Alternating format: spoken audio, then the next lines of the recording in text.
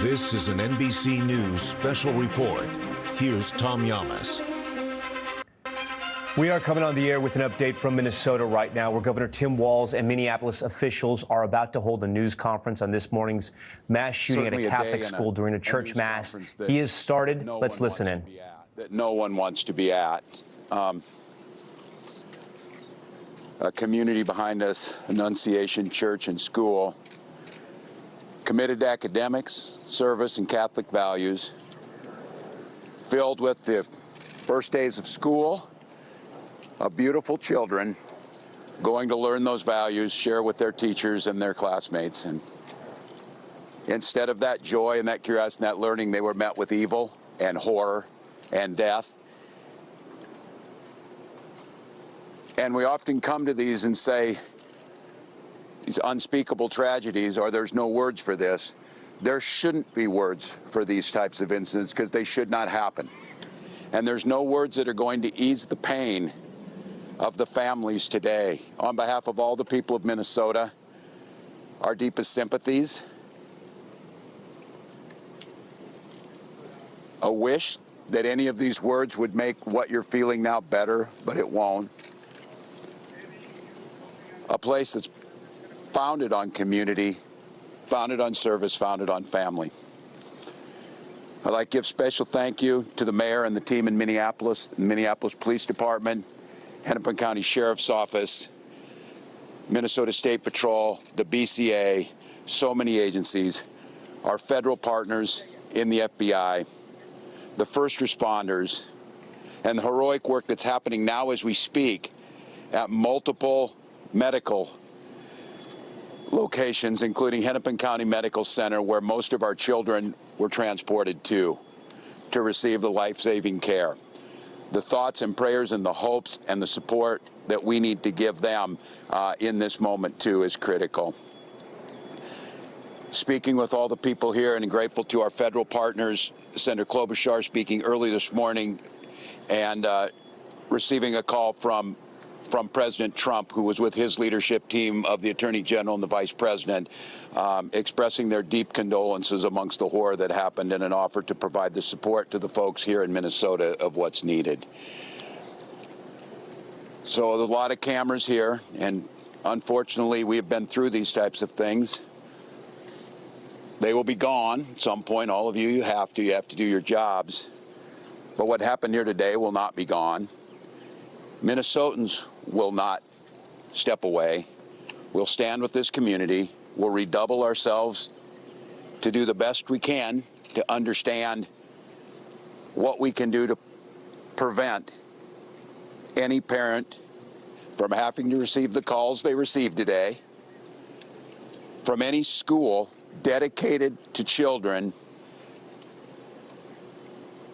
having to respond to a situation that, as we said, is unthinkable, but that's all too common, not just in Minnesota, but across this country. It's Minnesota's day today, and it's my strongest desire that no state, no community, no school ever experiences a day like this. So I ask the rest of the folks around the country who are watching, keep us in your thoughts and prayers, but also keep us in the thoughts for action together.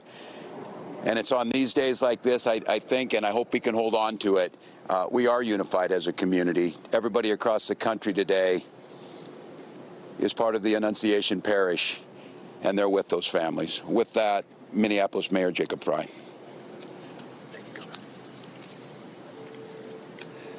Thank you, Governor.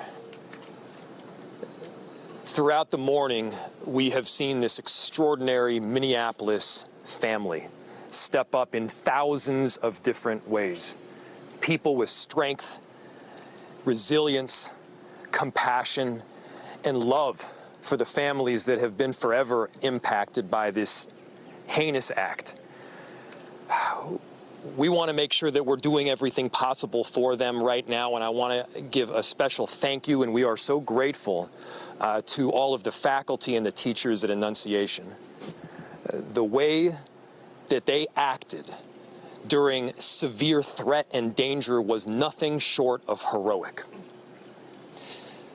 This is a tragic and horrible event that should never occur, and it would have been all the more tragic and horrible had they not stepped in, at times perhaps put themselves in danger to protect others. As horrible as this has been, it could have been far worse. I'm grateful for our law enforcement partners, our police officers in the Minneapolis Police Department and other law enforcement agencies well beyond that step up, that answered the call to make sure that they were running towards danger when so many of the rest of us would have run in the other direction. Thank you. We are so appreciative of your service. To Principal DeBoer and your whole team, the ethic that you have showed, the love that you've shown, it's flat out incredible. And at the same time, look, we need to be doing more than talking. It can't just be words. There needs to be action. And when we have seen school shooting after school shooting, when we have seen churches get shot up by horrible actors, I think the impetus has to be on all of us as leaders to do a whole lot more, to recognize that we've got more guns in this country than we have people. And it's on all of us to recognize the truth and the reality that we can't just say that this shouldn't happen again and then allow it to happen again and again beyond that. It's on all of us. And I have heard about a whole lot of hate that's being directed at our trans community. Anybody who is using this as an opportunity to villainize our trans community or any other community out there has lost their sense of common humanity. We should not be operating out of a place of hate for anyone. We should be operating from a place of love for our kids. Kids died today. This needs to be about them. This needs to be wrapping our arms around these families with every bit of love that we can possibly show. And I know that our Minneapolis family and well beyond is prepared to do exactly that. And so my message to everyone out there is, again, these families are experiencing some acute pain right now. But don't just think of these as somebody else's kids. Think of your own. Let's make sure that we're acting now to not just say it's never happening again, but ensure it doesn't. Our chief of police, who's been working tirelessly throughout the day, along with, again, a number of different law enforcement agencies, investigators, federal partners, state partners. Thank you, Senator Klobuchar, for being here. Been working tirelessly, and I'd like to invite him up to give some more of the details that have come up. Chief. My name is Brian O'Hara, B-R-I-A-N, O''H-A-R-A. I am the Minneapolis Police Chief. Good afternoon, and thank you all for your patience as we continue to gather the facts in this investigation into this truly unthinkable tragedy that happened here earlier today. I want to make sure that we are providing the most accurate information possible, particularly as we speak around our victims. At this point, we know we have a total of 19 victims from this tragedy. 2 were young children, ages 8 and 10, that were sitting in the pews at Mass when they were shot and killed. They were pronounced deceased on the scene. There were another 14 children between the ages of 6 and 15 that were injured by gunfire. There were also 3 adults in their 80s that were parishioners here attending Mass that were also shot in this incident. The families of all of the children that have been affected have been notified. The coward that shot these victims took his own life in the rear of the church. That coward has been identified as 23-year-old Robin Westman. No prior criminal history. As to the weapons used to perpetrate this horrific attack, there was a rifle, a shotgun, and a pistol. All 3 had been lawfully purchased by the shooter. At this stage, we believe that the shooter had acted alone. There is no indication of other suspects directly involved in carrying out this attack. Our investigators are working with other agencies in the process of executing 4 search warrants. One is for the church itself, where this crime occurred. The other 3 are residences nearby in the metro that are related to this shooter. Additional firearms are being recovered from those 3 residential locations as we speak. We are also aware of a manifesto that the shooter had timed to be released on YouTube. This manifesto appeared to show him at the scene and included some disturbing writings. That content has since been taken down with the assistance of the FBI, and it now remains under active review by our investigators. We know this community is reeling and is in pain. I want to ensure everyone in our community, this parish, all of the families affected, and all of our residents, that all of law enforcement collectively, local law enforcement, our county, our state, and all of our federal law enforcement partners have been here, and we are all working tirelessly to uncover the full scope of what happened, to try and identify a motive why it happened, and whether there are any other further details. We will continue to share updates as the investigation progresses, and we remain committed to being as transparent as possible while protecting the integrity of this investigation. In a moment, I will take some questions that I am able to answer, but first I want to bring up the principal of Annunciation School, Matt Du Bois, as well as, after him, the Archbishop, our Archbishop Bernard Hebda. So, Principal.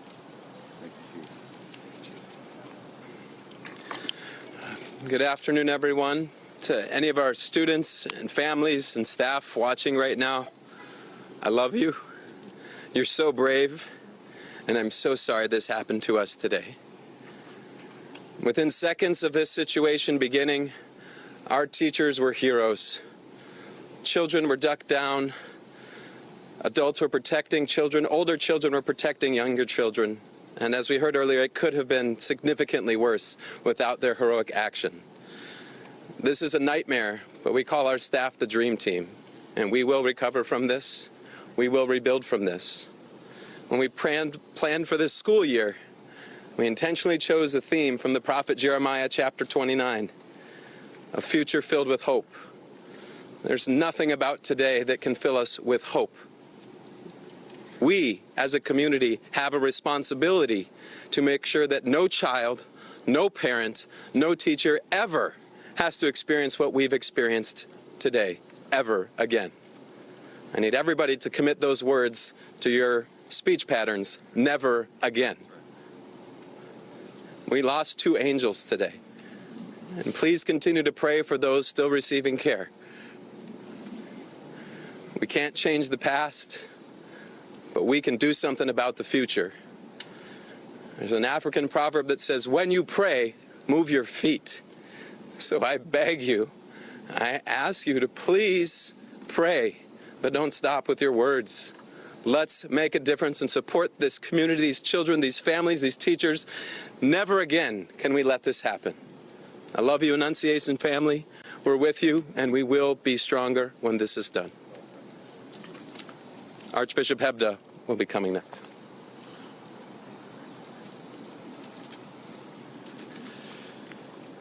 Thank you, Principal Du Bois. I'm so grateful that Mayor Fry and the Chief both mentioned how valiant you and your staff were. I'm so grateful to the pastor here at Annunciation, Father Dennis Zarin, for the deacon, Deacon Kevin Keneally, also were heroic in this time. But how sad it is, for sure, not only for the families who are directly involved, but indeed for families everywhere who feel the threat that comes from an event, a tragedy like today's. I would never want to correct a principal, but Principal Du Bois said it wasn't so clear where would be the source of hope. And brothers and sisters, we have to be men and women of hope. Already today, I've been receiving messages from all over our country promising prayers. And I think it's the prayers of the feet as well, Principal.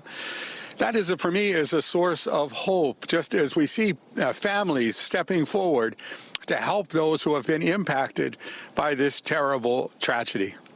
Very grateful that Principal DeBoer spoke about prayer. Certainly that the bell in a Catholic church is always a call to prayer, and so it's a reminder for us for sure to be praying. And we have to recognize that it's through prayer and through that prayer of the feet, through that action, that we can indeed make a difference. That has to be the source of our hope. I was particularly pleased today to receive a message from Pope Leo. If you'd bear with me, I'd like to share that with you. It comes directly from Cardinal Pietro Parolin, who's the Secretary of State, and it reads like this. His Holiness Pope Leo XIV was profoundly saddened to learn of the loss of life and injuries following the shooting that took place at Annunciation Church in Minneapolis.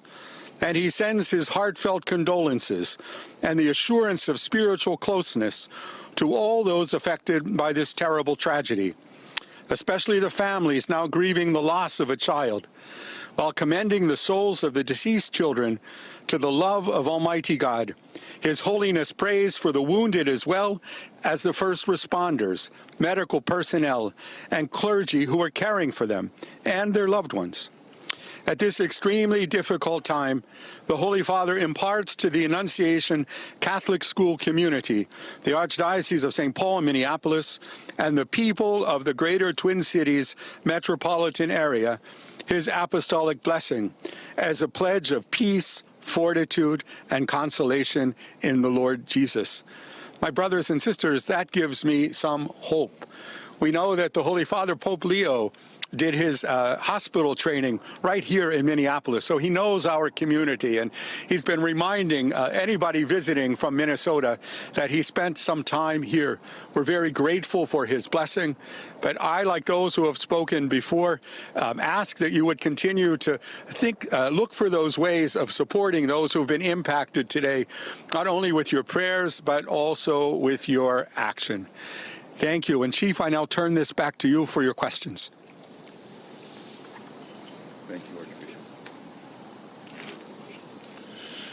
Thank you, Archbishop.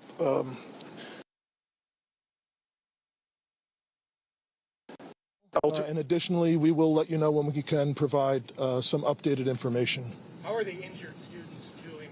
What are their conditions at this point? The question from Matt was, how are the injured students doing? I believe all of them have their parents with them now, and they are all expected to survive. All of the remaining victims are expected to survive. There is a range of injuries, however. Chief, you said the weapons were acquired legally. Do we know when Yes. and where they were acquired? I can tell you they were purchased recently. Chief, can you tell us anything more about a possible motive here? We've also heard reports that the suspected shooter's mother was employed here at some point. Can you confirm that as well? Okay. So the question was on a possible motive and a relationship to the church or to the school. I have no information to share on a motive other than saying again that there was some sort of manifesto that was timed to come out on YouTube.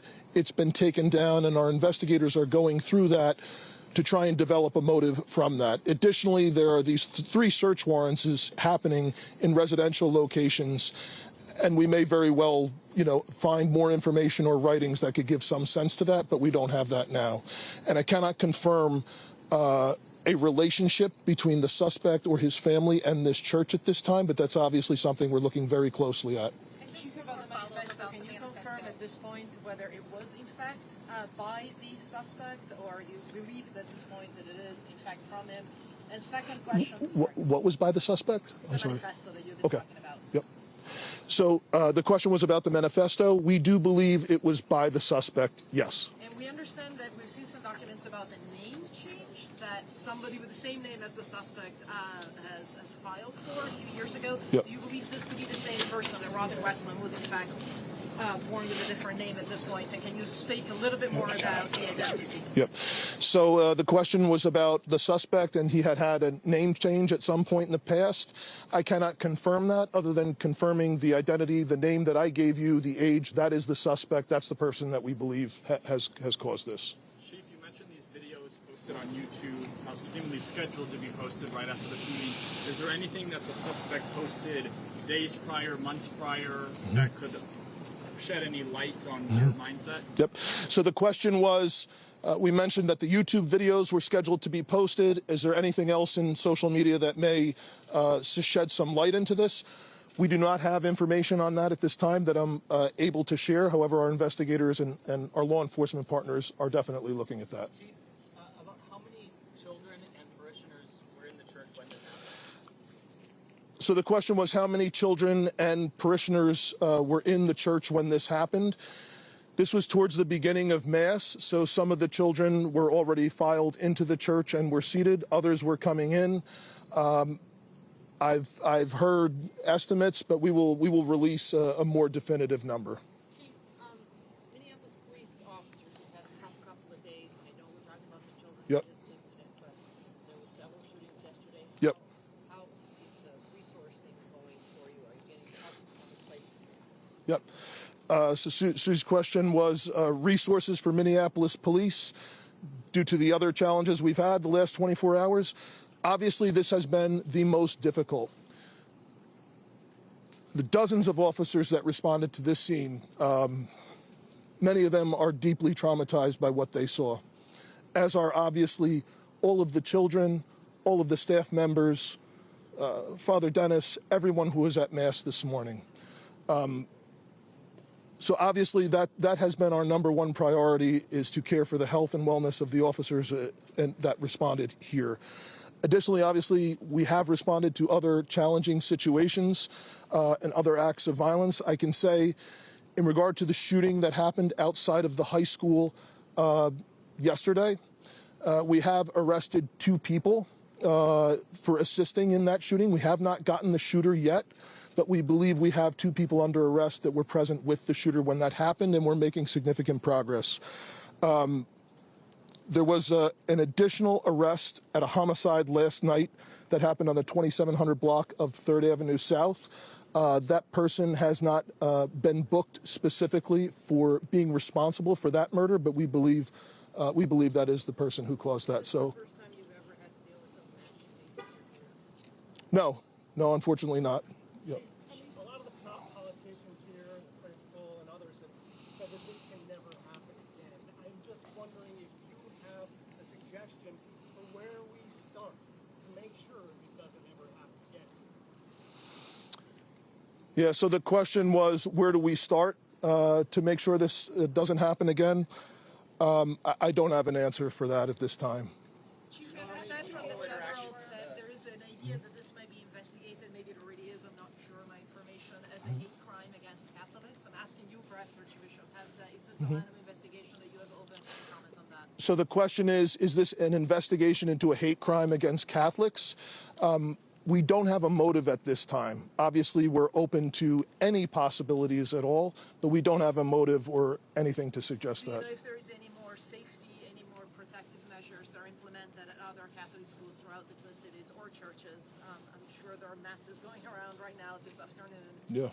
It's just a week out from, or a few days before the start of school. Yeah.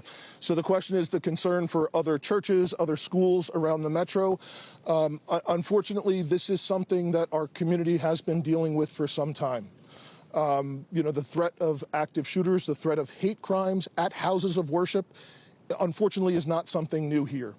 And of course, our precinct inspectors, our crime prevention specialists are available to work with both houses of worship, churches, and schools that do reach out to assist in any additional security measures or advice that we can offer them. About that to follow up. Are you aware if this is the first time that actually a Catholic mass has been targeted and there have been victims inside a Catholic church during mass?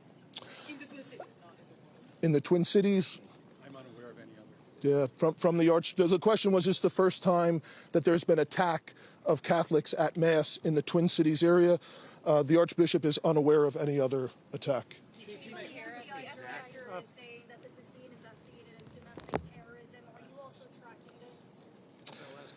The question was, is it being investigated by the FBI?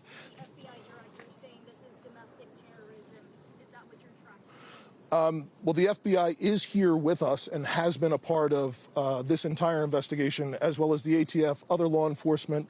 It's being led right now by the Minneapolis Police Department, and we are looking at, obviously, any possibilities from wherever the evidence will lead us from what we recover. Absolutely. Thank you all again so much for your time today, for your support. Thank you. Emma.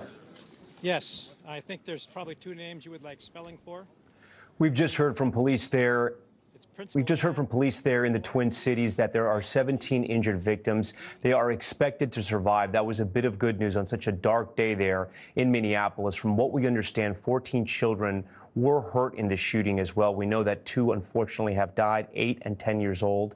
But that those 14 that are in the hospital right now, the parents are all with them. They are expected to survive. There were also 3 adults in their 80s, from what we understand, that were parishioners at the church when this shooting took place. From what we understand from police so far, the gunman, who has been identified as Robin Westman, has a manifesto that police and the FBI are looking at right now.